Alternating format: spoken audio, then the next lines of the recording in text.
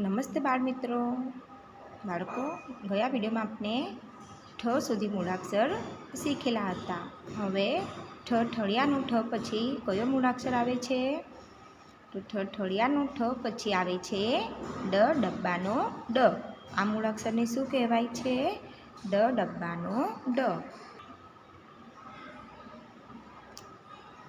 અહીં આપણે થોડા શબ્દો જોઈ લઈએ.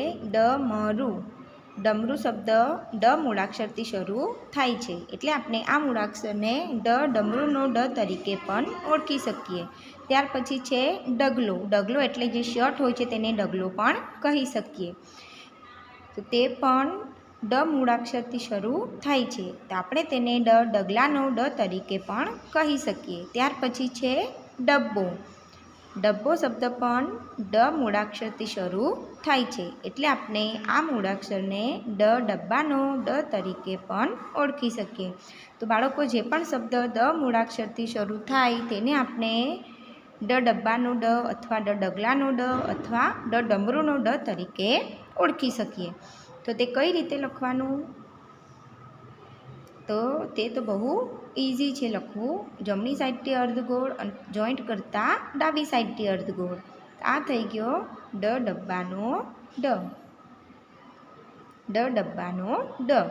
આ મૂળાક્ષર લખવા માટે તમારે પેન્સિલ ઉઠાવવી ન પડે.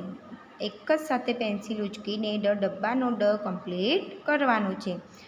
ત્યાર પછી નીચેના બોક્સમાં તમારે સારી રીતે બોલીને લખવાનું છે ડબ્બાનો ડ. ડબ્બાનો ડ. ડબ્બાનો ડ. ડબ્બાનો ડ.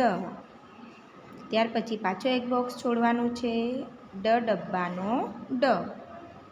ડબ્બાનો ડ. ડબ્બાનો ડ. ડબ્બાનો ડ. બાકીના બોક્સમાં તમારે ઘરેથી બોલીને લખવાનું છે. હવે ડ મૂળાક્ષર પછી કયો મૂળાક્ષર આવે છે? ડ પછી આવે છે ઢગલાનો ઢ. આ મૂળાક્ષરને કયો મૂળાક્ષર કહેવાય? ઢગલાનો ઢ. ઢગલો.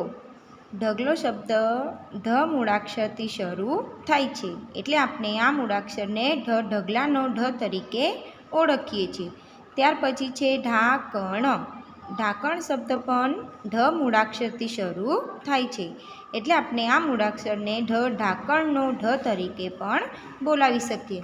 તો બાળકો, જે પણ શબ્દ ઢ મૂળાક્ષરથી શરૂ થાય તેને આપણે ઢ મૂળાક્ષર તરીકે બોલાવી શકીએ છીએ. તો તે કઈ રીતે લખવાનું છે?